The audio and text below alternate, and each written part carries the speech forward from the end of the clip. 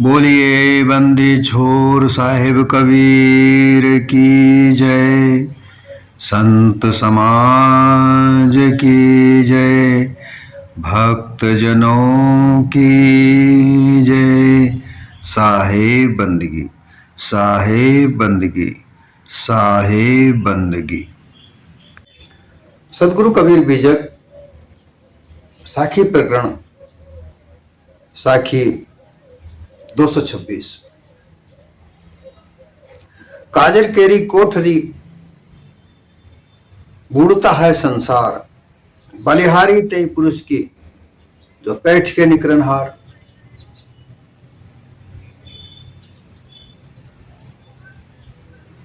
इस साखी में संसार की वास्तु स्थिति बताई गई है कि संसार एक काजल की कोठरी की तरह है। काजल काला होता है, सब जानते हैं। काजल धुएं से बनाया जाता है। विभिन्न प्रकार की जड़ी बूटियों को एकत्रित करके उसको सुखाकर उसका लोई बनाकर उसे जलाया जाता है। जो उसका धुआं जो जमा होता है वही काजल बनता है। इसी प्रकार से संसार भी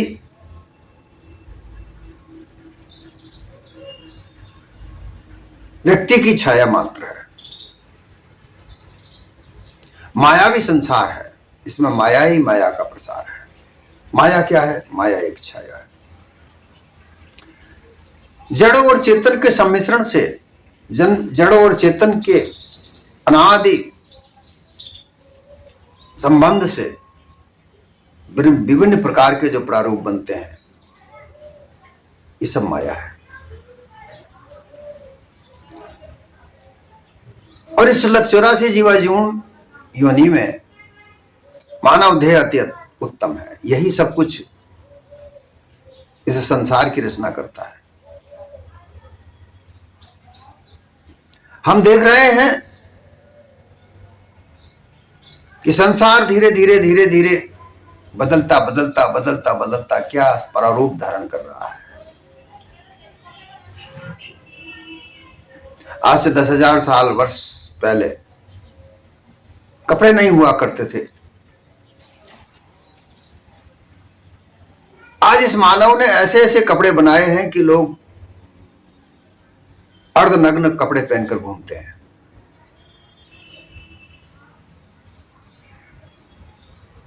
ऐसी अवस्थाओं में जो लोग रहते हैं कि उनको शर्म नहीं, दूसरों देखने वालों को शर्म आती है।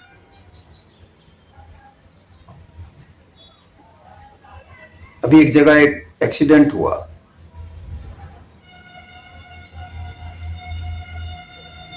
एक कार थी, उस कार के अंदर कुछ लड़के कुछ लड़कियां अर्धनग्न अवस्था में कहीं से आ रहे थे। शराब के नशे में धुत थे। उनकी गाड़ी में शराब के कैरेट मिले। सुबह का समय था। ड्राइवर अपना संतुलन खो बैठा और एक नौजवान अपने कार्य पर जाने के लिए मोटरसाइकिल पर बैठकर निकला था मोड़ से। उसको उस कार ने टक्कर मार दी। इतनी दूर तक उसको घसीट के ले गई कि एक सामने मकान की दुकान थी, दीवार में जाकर उसको चिपका दिया। वो ठोर ही मर गया। और वो लोग नशे में पड़े रहे गाड़ी के अंदर। ये दशाएं किसने बनाई? ये अवस्थाएं किसने बनाई? देखने वालों ने जब उन लड़के लड़कियों को देखा तो अर्धनग्न अवस्था में देखने वालों को भी शर्म आ रही थी।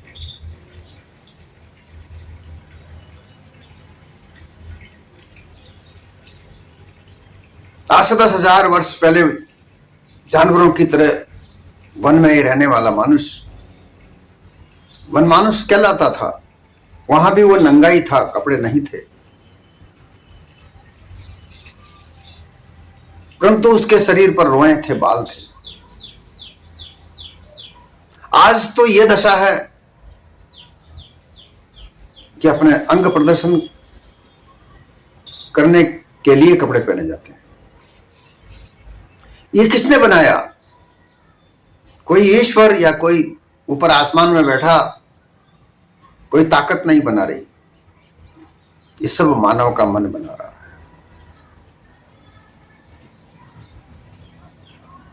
कितनी कितनी सुविधाएं, कितनी कितनी व्यवस्थाएं, कितने कितने साधन जो हम आज देख रहे हैं मानव जीवन में, वो सब व्यवस्थाएं ये मानव बनाने वाला है। मानव के अलावा किसी ने कहीं नहीं बनाया, परंतु फिर भी लोग इस मानव की बनाई हुई इस संसार की आकृति को ईश्वर की बनाई हुई कहते हैं। उन लोगों की मति भ्रम इतनी भयानक है कि खुद तो सही निर्णय नहीं कर पाते, दूसरों को भी उस अनिर्णित विचार में डालकर गुमराह करते हैं। तो ये साकी यही समझाती है कि ये काजल की कोठरी है। विचार करें तो संसार पहले हृदय में बनता है, सूक्ष्म रूप में हृदय में उसका ताना बाना बनता है।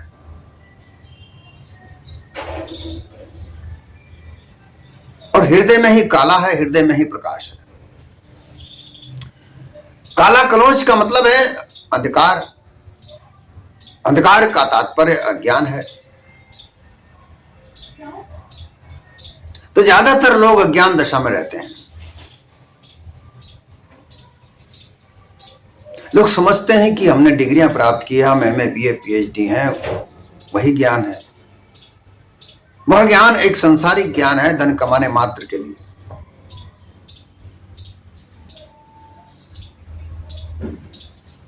कितनी बार लोग मेरी इस बात को सुनकर बड़ा अचंभा करते हैं और कहते हैं कि नहीं, स्कूल पर तो लिखा हुआ होता है कि ज्ञानार्थ प्रवेश सेवार्थ प्रस्थान। मैंने उनसे कहा, भाई वह ज्ञान अज्ञान का आधार है। अज्ञान में भी ज्ञान है, और वो ज्ञान क्या है कि कैसे धन कमाया जाए, किस आधार पर धन कमाया जाए। धन कमाने के लिए कितनी विद्या चाहिए। विद्या और अविद्या दोनों माया की बेटियां हैं। ये सब मायावी है। वह विद्या है। विद्या में 14 विद्याओं का नाम आता है। आजकल तो हजारों प्रकार की विद्या है। कंप्यूटर विद्या, कंप्यूटर का ज्ञान।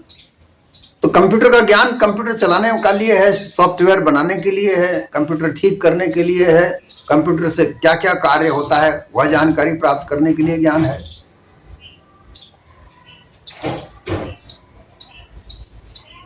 व्यापार करने के लिए ज्ञान प्राप्त होता है, कैसे कैसे व्यापार किया जाता है, व्यापार में क्या क्या अड़चने आती हैं, व्यापार कैसे एस्टेब्लिश किया जाता है, स्थापित किया जाता है, कितने धन की आवश्यकता होती है, लाभ हानि क्या है।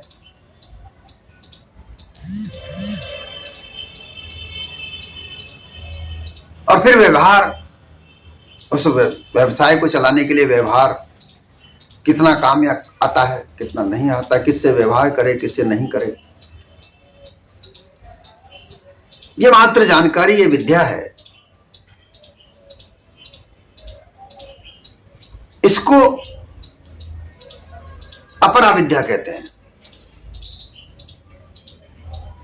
अर्थात संसार में रहकर, संसार में धन कमाकर उसका उपयोग उपभोग करने का तौर तरीका, ये अपरा विद्या है। संसार में रहना है। जब तक ये देह है, देह मिली, मानव मात्र को देह मिली, और जब तक ये देह है तब तक तो इस संसार में रहना है। और संसार में व्यवहारिक रूप से रहना है। कैसे रहना है? बचाव भी करना है, क्योंकि उदंड लोग, चोर ठग लोग, छल कपट वाले लोग, परेशान करने वाले लोग भी इस संसार में है। तो उनको जांचे बगैर कैसे जीवन यापन करे, ये भी समझ है, ये सब अपराविद्या है। पराविद्या मोक्ष का दायिनी होती है और अपराविद्या का ज्ञान आध्यात्मिक ज्ञान जैसे स्पिरिचुअल नॉलेज, ये इसको कहते हैं ज्ञान।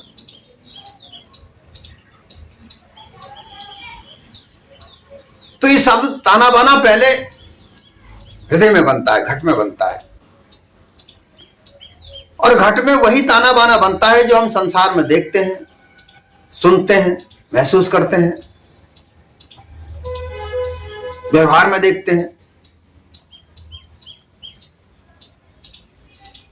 और वही उसमें जो हृदय में बनता है वह काला भी है और उजाला भी है। तो काला है अज्ञानता की दशा है। ज्ञान की दशा यह है कि संसार में रह करके संसार से निर्बंधन होना, रहकर भी नहीं रहना, भेड़ा है पर मिलता नहीं, गुरुमुख ज्ञानी जाना।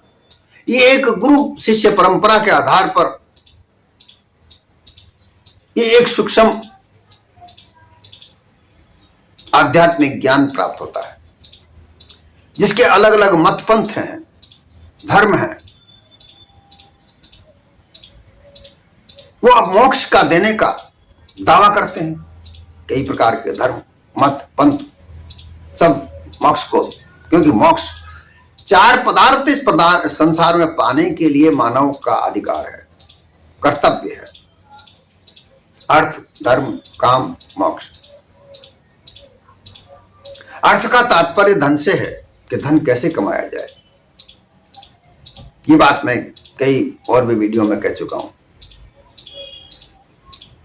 धन कमाने का साधन प्राप्त करके धन कमाया जाए। धन की प्राप्ति प्रत्यक्ष रूप में होती है। ये अर्थ धर्म पदार्थ है। धर्म, मानव का धर्म क्या होना चाहिए, कैसे मानव व्यवहारिक रूप में इस संसार में रहे, ये धर्म है। तो दया धर्म का मूल है, पाप मूल अभिमान। अभिमान करोगे तो पाप करोगे, दया करोगे जीवों पर, सबको पर व्यवहारिक रूप से तो तुम धार्मिक हो।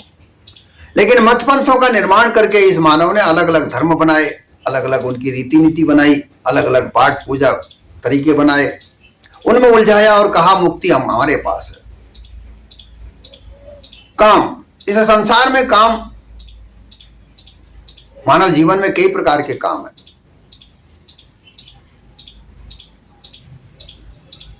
धन कमाना, उसे रोटी कपड़ा मकान बनाना, व्यवहारिक रूप से जीवन में रहना, कई तरह के उतार चढ़ाव आते हैं, लाभ हानि सब होता है, भूख प्यास होता है, बीमारी भी आती है। ये सब के कार्य होते हैं। कारज, जिनको भी कारज भी कहते हैं। कारज दो प्रकार के, स्वार्थ परमार्थ दो होय, और स्वार्थ से बंधन मिले मुक्ति तो परमार्थ से होय। तो लोग ज्यादातर स्वार्थी हैं, स्वार्थ में जीते हैं।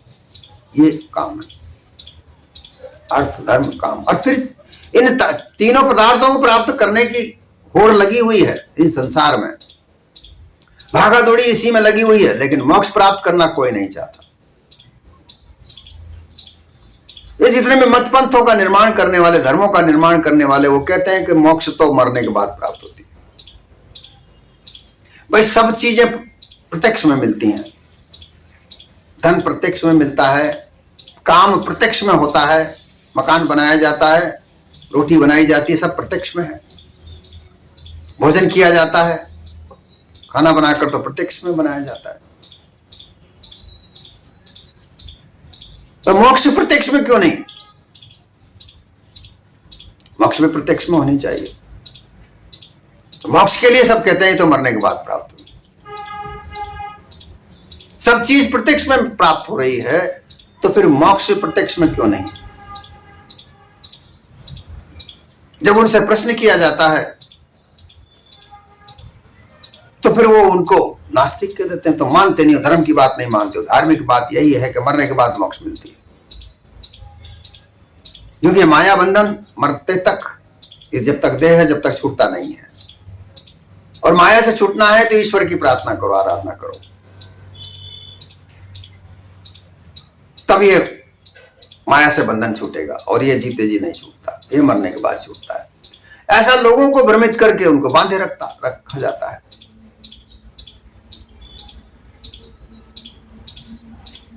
तो प्रत्यक्ष में मोक्ष क्यों नहीं? मोक्ष को प्राप्त करने के लिए कोई रास्ता नहीं। तो ये मोक्ष को प्राप्त करने का जो अधिकार है, कर्तव्य है, ये मानव का है, ये भी है, इसे प्राप्त करना चाहिए। लेकिन इस संसार में कालापना फैला हुआ है, अंधकार, अंधियारा, अज्ञानता की फैला हुआ है ज्यादातर, क्योंकि शिक्षित लोग हैं, विद्या ग्रहण करे हुए लोग हैं, वो सब ज्ञान, अपने आप को ज्ञानी विद्वान मानते हैं, तो ज्ञानी है नहीं, क्योंकि अपरा विद्या उन्हें प्राप्त नहीं हुई। तो कहा है कि काजल केरी कोठरी बूढ़ता है संसार। काजल जैसा काला अंधकार, अज्ञान इस संसार में फैला हुआ है, ये इसी की कोठरी बनी हुई है। हृदय में ताना बाना इसका बनता है, हृदय रूपी कोठरी में यह काजल ही काजल फैला हुआ है, और इस काजल में सारा संसार बोलता है। अर्थात इस काजल में, काजल सबके लगता है, छूटता नहीं, पीछे कोई इससे बचता नहीं है। ये बड़ी बड़ी विद्याओं को प्राप्त करने वाले लोग, कोई जज बनता है, वकील बनता है, कोई सैनिक बनता है, कोई व्यवसायी बनता है, कोई नेता बनता है, बड़े बड़े अधिकारी बनते हैं, ये सब विद्या है। विद्या से कुर्सी मिले, लोग कहते हजूर मेहनत तो थोड़ी करे, तनख्वाह मिले भरपूर, तनख्वाह मिले भरपूर, नाम नाजिम जी जानो, और डिप्टी कलेक्टर, जज, नाम विद्या का जानो। तो सब विद्या से होता है, परंतु ये विद्या अपरा विद्या है, मोक्ष को दायिनी विद्या नहीं है। और ज्ञान उसे ही कहते हैं जो अपरा विद्या है, उसे ज्ञान नहीं कहते, पराविद्या को ज्ञान कहते हैं। पराविद्या जो संसार से परे कर दे, संसार के बंधनों से मुक्त कर दे,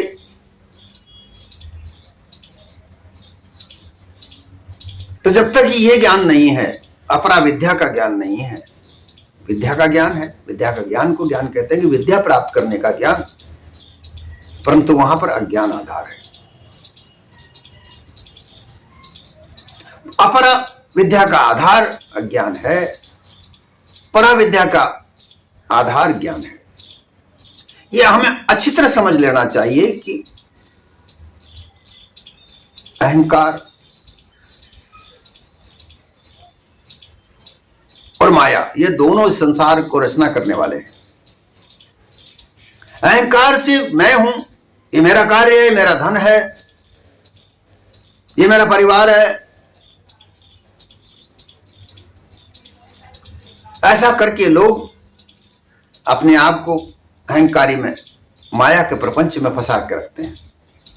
और माया प्रपंच ही काला है, यही हृदय में भरा पड़ा है, यही काला काजल की कोठरी है।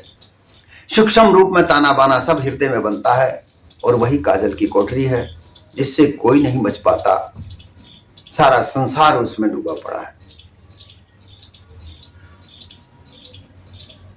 बचे तो कैसे बचे? क्योंकि सब स्वार्थी हैं, अपने अपने स्वार्थ में। आप देख सकते हैं संसार में सब स्वार्थ रूप में जीते हैं, सब इस स्वार्थ से, अपने अपना स्वार्थ है,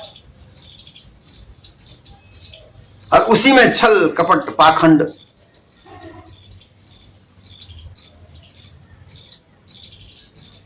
भरा पड़ा है, उसी से ताना बाना बनता है। छी पशुआ कर्म है, छाजन भोजन मैथुन, मोह भय निंद्रा, ये सब पशु कर्मों का सुधार नहीं है। बड़े बड़े विद्वान पढ़े लिखे लोग इन पशुआ कर्मों में बंधे पड़े हैं, इसी काले में बंधे पड़े हैं, यही काजल है। क्योंकि उनको वहां काम, क्रोध, लोभ, मोह ये बांधे रखता है। काजल है, कोई कार्य नहीं हुआ तो क्रोध आता है, कोई अपनी बात नहीं मानता है तो क्रोध आता है। काम हमारा काम होना चाहिए, किसी भी प्रकार से हो, दूसरे का ना हो तो ना हो, लेकिन हमारा कार्य होना चाहिए। हमें सुख मिलना चाहिए, दूसरे को दुख मिले, इससे कोई लेना देना नहीं, लेकिन हमें सुख मिलना चाहिए।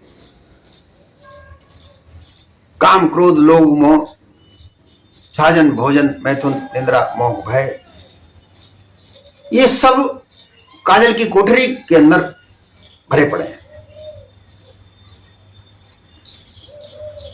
ये काजल की कोठरी दया, क्षमा, सतधीर, हंसों के गुण को नहीं बताते, मानव सद्गुणों को नहीं प्रकाशित करते, उनके ऊपर पर्दा डाले रखते हैं।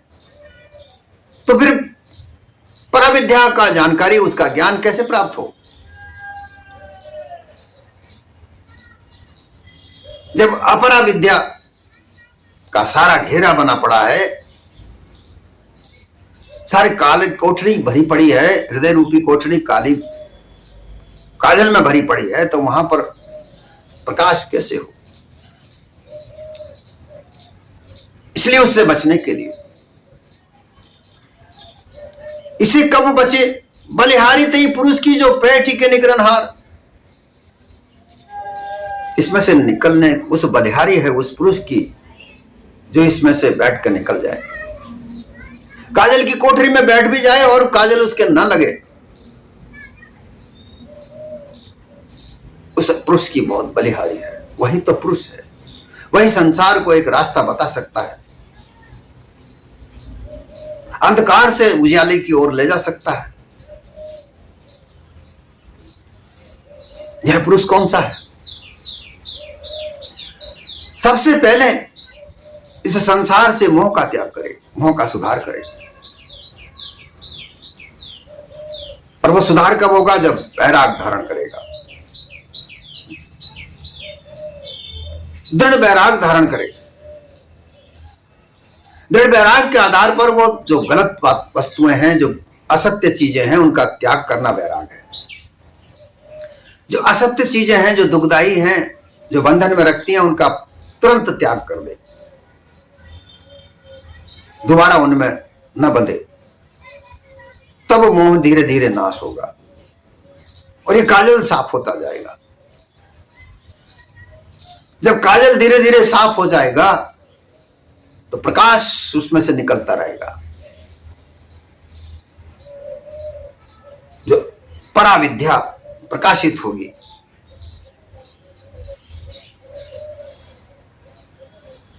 और जब प्रकाश नजर आएगा, धीरे धीरे धीरे धीरे प्रकाश की किरणें जब हमारे मन रूपी दर्पण पर पड़ेंगी, तो मल विक्षेप आवरण साफ होता चला जाएगा। मल विक्षेप आवरण साफ होता जाएगा। और जब, क्योंकि वो जो हृदय में जो काला भरा पड़ा है, काजल भरा पड़ा है, उसने हृदय रूपी दर्पण को, मन रूपी दर्पण को काला कर रखा है। अब वहां कुछ प्रकाश दिखे तो कैसे दिखे?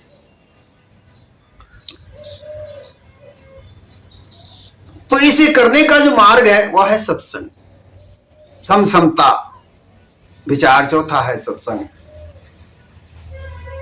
द्वारपाल ये मोक्ष करे मलिनता भंग। ये जो मलिनता है, काजल है, इसको दूर करने के लिए समता और विचार। सम अर्थात तो इंद्रियों को सम करे।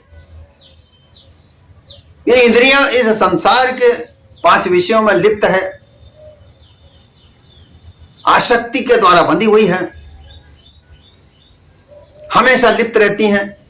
मन इसमें चंचलता रहता है, मन चंचल रहता है। इनको प्राप्त करने के लिए, इन विषयों को भोगने के लिए झूठ बोलता है। अज्ञान का उसका पर्दा है कि कालश, जो काजल जो भरा पड़ा है, उसके ऊपर उसका आवरण है।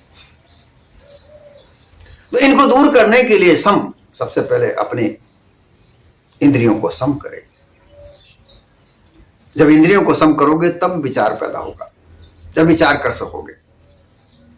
और समता अर्थात समभाव से रहे, निष्पक्ष होकर रहे, किसी पक्ष के आधार पर विचार न करे, समभाव होकर विचार करे।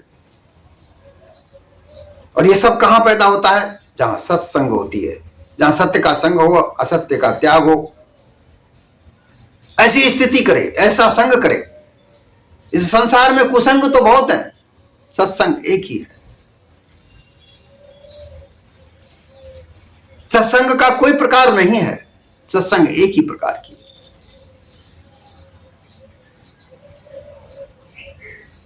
चाहे वो भौरा गुरु की हो, चाहे वो पारस गुरु की हो, चाहे वो चंदन मलयागिरी की हो, चाहे वो दीपक गुरु की हो, सत्संग सत्संग कहलाती है। और कुसंग हजारों प्रकार की है। संगत भी, जिसे कुसंग कह दो, संगत कह दो, संगति कितने ही प्रकार के लोगों के साथ होती है, लेकिन संतों के साथ एक ही होती है, वह होती है सत्संग। वह पराविद्या का प्रकाशक है। और फिर इस पराविद्या में भी जो परख है, पारक पद है, अर्थात जांचक बन जाना, हर प्रकार की मायावी प्रारूप को जांचना, परखना, यह सर्वोपरि है। यह संसार माया स्वरूप है, देह माया स्वरूप है, मन माया स्वरूप है, इंद्रियां माया स्वरूप है। इनमें जांचक हो जाना, जांच परख करके खरी खोटी को देखना, जो खरा है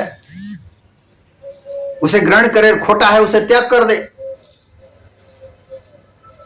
जब वैराग धारण करेंगे, धीरे धीरे धीरे खरा खोटा परखने की बात करेंगे, तब विवेक हमारा सक्रिय होगा और विवेक की आंख खुलेगी, ज्ञान की आंख खुलेगी।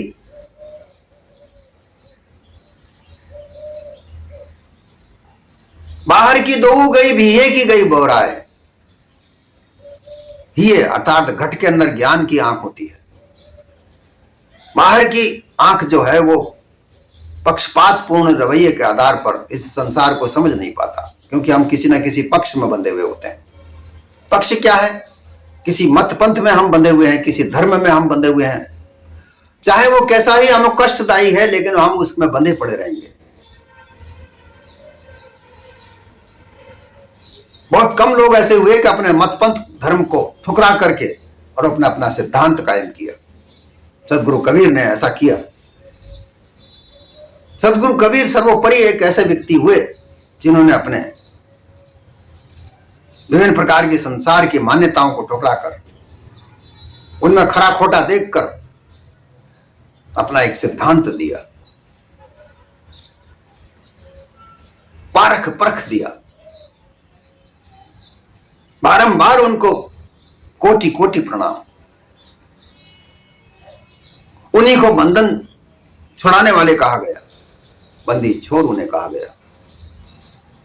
तो ऐसे लोग इस संसार में रहकर इस काजल की कोठरी में से निकल सकते हैं, वह बलिहारी पूर्वक हैं। ऐसे लोग हमेशा बलहारी हैं, उनके ऊपर हमेशा संसार बलहारी है। उन्हें कोटिन कोट प्रणाम करते हैं। तब साहिब ने कहा, बलिहारी ते पुरुष की बैठ के निकरनहार। जो इस काली कोठी में, काजल की कोठरी में से भी निकल जाए और काला दाग भी ना लगे, ऐसे पुरुष की बलिहारी है। क्योंकि बहुत बड़ा मुश्किल कार्य है। अगर सबसे बड़ा मुश्किल कार्य अगर है तो यही कार्य है कि इस काजल की कोठरी में से बिना दाग लगे निकल जाए। साहिब सतगुरु कबीर की हर वाणी में चेतावनी है। उन्होंने हर पुरुष को चेताया है। किसी प्रकार के अनुमान कल्पना के ज्ञान में उलझाकर बांधा नहीं, यहां से निकालकर बाहर किया, अपना निज रूप परखा करके पारक स्थिति में स्थित किया। ऐसे महापुरुष उस काजल की कोठरी में से निकलकर अपने निज रूप में स्थित होते हैं।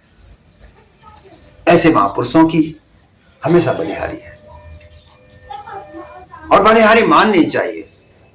परंतु कुछ लोग लोभी लालची इन सिद्धांतों को न मानकर वो मायावी कोठरी में बंधे पड़े रहते हैं, क्योंकि उनके दिमाग में, उनके हृदय में हमेशा वो अध्यास बंधा पड़ा रहता है, जड़ा अध्यास बंधा पड़ा रहता है कि नहीं, हमें तो वैसा ही करना पड़ेगा, हमें तो ऐसा ही रहना पड़ेगा। क्या करें, संसार ही ऐसा है, हम क्या कर सकते हैं। ऐसे रोते हैं और बंधे पड़े रहते हैं। बलिहारी तो उसी पुरुष की है जो इस काजल की कोठरी में से निकलकर बिना दाग के रह जाए।